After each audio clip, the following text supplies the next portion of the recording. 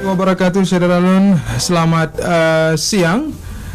Jumpa lagi bersama saya Suburdani, jurnalis harian Serambi Indonesia dalam podcast Serambi Indonesia edisi 14 Desember 2020. Pendengar setia Serambi FM, Syederalun, dan juga pengikut setia fanspage kanal Facebook serambinews.com dimanapun Anda berada saat ini. Siang ini bersama saya telah hadir salah seorang guru kita, salah seorang pengamat yang cukup populer di Aceh, Bapak Mawardi Ismail. Ya. Beliau merupakan dosen dari Universitas Syakuala yang juga sebagai pengamat politik dan pemerintahan. Assalamualaikum, Pak. Waalaikumsalam warahmatullahi wabarakatuh. Sehat, Pak? Alhamdulillah. Ya. Pak Mawardi, mungkin seperti Syederalun ketahui, beliau sangat sering mengisi rubrik argumentasi tentang berbagai kebijakan di halaman serambinews.com, di halaman Serambi Indonesia maksud kami. Jadi dalam isu-isu politik, isu pemerintahan, mungkin sosok guru kita ini sudah sangat tidak asing. Pak, apa kabar nih Pak selama COVID ini, Pak? Ya, alhamdulillah baik. Ya. Kegiatan ngajar-mengajar masih Pak di kampus? Kalau mengajar di kampus udah kurang, cuman kegiatan di luar kampus seperti biasa. Seperti biasa Pak ya. Ya. Tapi tentu tetap menjaga protokol kesehatan nih Pak. Ya pasti, itu wajib ya. Wajib ya. Apalagi ya usia-usia seperti saya ini kan udah usia-usia udah rentan ya. Tapi tetap masih sehat, masih alhamdulillah. Sehat, Ya. Berarti kegiatan kampus mengajar selama ini virtual, Pak? Enggak, jadi banyak diganti oleh tenaga-tenaga yang muda. Oh ya. Baik, Syederalun, seperti yang sudah kita siarkan dalam sosmed serambinews.com dalam 2 hari terakhir, kedatangan Pak Mawardi hari ini ke studio Serambi FM untuk menyampaikan, berdiskusi dengan kita terkait sosok ataupun posisi wakil gubernur Aceh yang hingga saat ini belum juga terisi. Syederalun, seperti kita ketahui ya, mungkin kita review sedikit nih Pak Mawardi. Ya, silakan. 3 Juli 2018 ya, Irwandi Yusuf yang kala itu baru saja menjabat sebagai gubernur Aceh ditangkap oleh Komisi Pemberantasan Korupsi karena dugaan kasus korupsi dana otonomi khusus Aceh tahun 2018. Pada 5 Juli 2018 kemudian Irwandi ditetapkan sebagai tersangka, dan bersamaan dengan itu Nova Iriansyah yang merupakan pasangan dari Aceh Hebat ini sebagai wakil gubernur Aceh ditunjuk oleh Mendagri menjadi pelaksana tugas kalau nggak salah Pak. Ya. Kemudian posisi wakil gubernur Aceh yang saat itu ditinggalkan oleh Nova Iriansyah tentunya kosong ya Pak. Kosong hingga pada 5 November 2020 kemarin ya, Pak Nova Iriansyah dilantik oleh Mendagri Tito Karnavian sebagai gubernur Aceh. Artinya nih Pak Mawardi, ada sekitar hampir 3 tahun posisi wakil gubernur Aceh tidak terisi ya. Artinya bisa disebut roda kita pincang sebelah nih Pak. Iya. Nah, membahas soal ini Syederalun, kita sudah hadir Pak Mawardi di sini dengan tema perlukah Aceh wakil gubernur. Nah, beberapa hal mungkin nanti akan kita tanyakan Pak Mawardi, juga terkait partai pengusung. Di sini ada PNA, Demokrat, P3, PDA, PKB dan PDIP sebagai partai pendukung kalau nggak salah Pak. Baik Pak Mawardi, langsung saja. Ini 1 jam ke depan kita akan mengupas terkait ini. Ada beberapa pertanyaan yang sudah kita siapkan sembari berdiskusi, dan tentunya pendengar setia Serambi FM yang ingin berinteraksi silakan, kita menunggu. Dan di kanal fanspage serambinews.com juga bisa memberi komentar dengan santun baik ya. Tentunya semua komentar akan kita bacakan nantinya. Pak Mawardi, hampir 3 tahun Nova Iriansyah memimpin roda pemerintahan Aceh sendiri. Bagaimana menurut pandangan Bapak melihat Aceh selama ini? Apakah betul seperti saya sampaikan tadi, mungkin Pak agak pincang sebelah, ada kebijakan-kebijakan yang kemudian tidak pas Pak? Baik, hampir 3 tahun ya. Hampir 3 tahun Pak. Hampir 3 tahun, Tapi ini tentunya bukan keinginan siapa-siapa. Ya. Itulah keadaan yang mengharuskan Pak Nova memimpin sendiri. Kenapa seperti itu? Karena dalam masa 3 tahun itu belum terjadi kekosongan dalam arti kata definitif. Kan Pak Nova masih PLT. Betul. Ya, kekosongan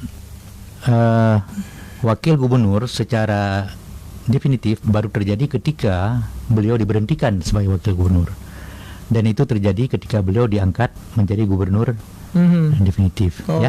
Selama beliau PLT Pak, posisi wakil gubernur sebenarnya tetap. Oh, tetap. Nah, ya kan tidak diberhentikan. Ya, Dia nggak betul, diberhentikan. betul. Cuma dikatakan dalam undang-undang bahwa dalam keadaan gubernur itu berhalangan tetap, tugas gubernur dijalankan oleh wakil gubernur. Nah, jadi itu hanya istilah sebenarnya. Secara kenyataan itu memang satu orang. Nah, kalau pertanyaannya apakah menjadi timpang atau tidak, ya itu pasti ya, pastinya begini. Ketika pekerjaan yang dulu dikerjakan oleh 2 orang, ya, tiba-tiba harus dikerjakan oleh 1 orang, bagaimanapun beban itu kan tetap berat ya Pak. Tetap berat ya. Dan apalagi kompleksitas pemerintahan Aceh kita tahu itu luar biasa ya. Sehingga kadang-kadang banyak pekerjaan-pekerjaan yang harus dikerjakan oleh wakil gubernur ya.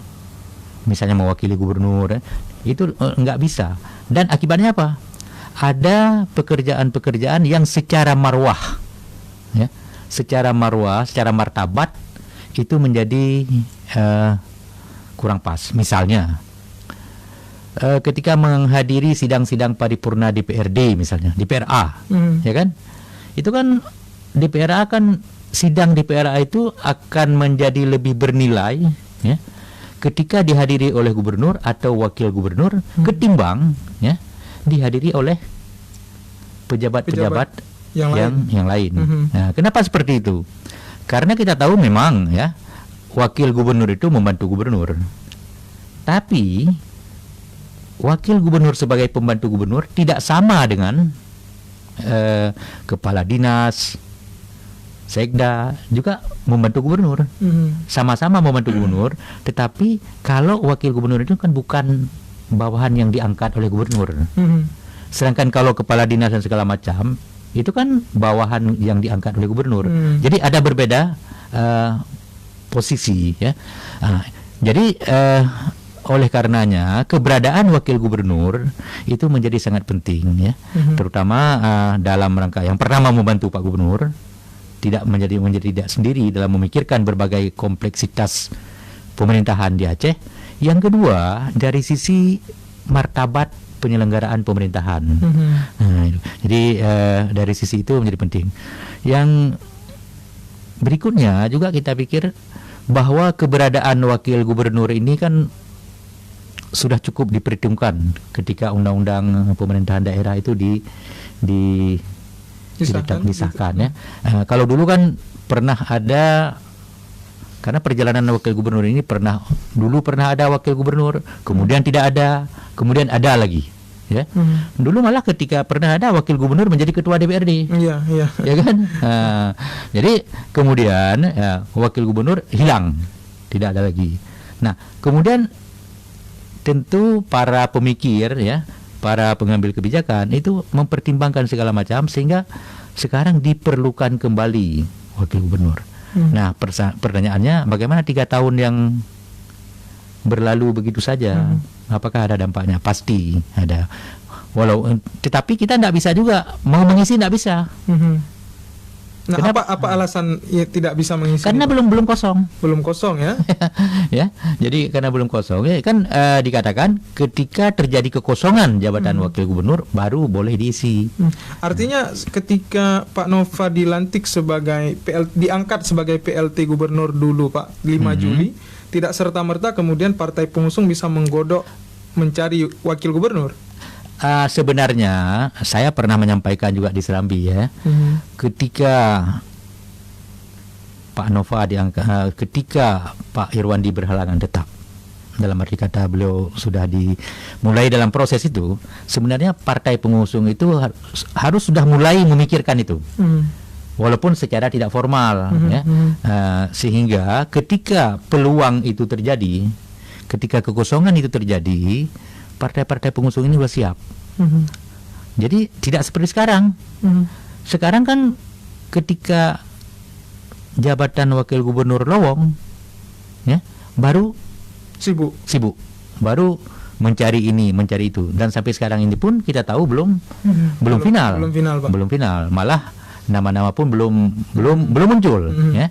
Nah, jadi ini sebenarnya menghambat proses. Ya. Seharusnya kita berharap begitu Pak Nova dilantik jadi gubernur definitif, langsung partai pengusung itu mengajukan calon. Bisa disebut ini sudah terlambat, Pak? Begini, kalau kita lihat, ini menarik ini ya. Pengaturan tentang pengisian jabatan wagub yang lowong itu diatur paling kurang ada undang-undang pemerintahan Aceh, lalu kemudian ada undang-undang tentang pilkada. Undang-undang pilkada ini pertama tentu Undang-Undang Nomor 1 Tahun 2015, ya, yang kemudian itu diatur dalam undang-undang itu diatur pasal 176. 176, Pak. Ya. Nah, pasal 176 ini kemudian diubah dengan Undang-Undang Nomor 10 Tahun 2016. Ya. Ada hal yang menarik dari perubahan ini. Kalau sebelum berubah dalam Undang-Undang Nomor 1 Tahun 2015 itu pengajuan itu katanya dalam jangka waktu 1 bulan. Ketika si gubernur berhalangan tetap. Ketika jabatan wakil gubernur lowong. Jaraknya 1 bulan, Pak. 1 bulan. 1 bulan. Nah, dalam kemudian ini dirubah. Dalam perubahan ini jangka waktu ini nggak disebutkan lagi. Jadi dalam Undang-Undang Nomor 10 2016 tadi, Pak, ya? Nggak disebut berapa lama waktunya. Sehingga dengan demikian orang bisa menafsirkan berarti bebas. Kenapa bebas? Karena semula disebutkan 1 bulan, sekarang dihilangkan 1 bulan itu. Artinya tidak ada batas waktu. Ya.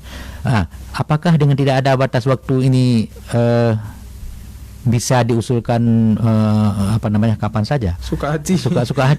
Tentu juga tidak. Ada pertimbangan-pertimbangan efektivitas, ya, dan pertimbangan-pertimbangan yuridis. Kalau pertimbangan efektivitas artinya di situ dikatakan bahwa pengisian jabatan wakil gubernur itu dilakukan apabila, ya, sisa masa jabatan itu lebih dari 18 bulan sejak jabatan itu lowong. Ya, sejak jabatan itu lowong. Dan ini kapan sejak jabatan itu lowong? Yaitu sejak Pak Nova dilantik jadi gubernur. Nah, bagaimana kalau misalnya partai-partai pengusung tidak mengajukan?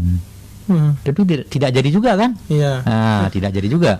Jadi oleh karenanya saya sering mengatakan persoalan pengisian ini adalah persoalan politik dan persoalan hukum. Persoalan politik ini adalah masalah keinginan dan kewenangan dari partai-partai pengusung. Persoalan hukum adalah bolehnya ataupun terbukanya peluang untuk mengajukan calon ini. Nah, itu. Baik, menarik, Pak. 18 bulan tadi itu terhitung sejak jabatan itu lowong, berarti November dong, Pak. November 2020. Iya. Hitungannya sampai selesai masa jabatan Pak Aceh pasangan ini, ya, Pak? Iya. Ya, oke, baik. Nah, saudara akan kembali kita kupas beberapa hal lagi tentunya masih dalam kesempatan yang sama dalam podcast ini. Namun sebelumnya kita simak dulu pariwara ataupun iklan yang akan lewat berikut ini.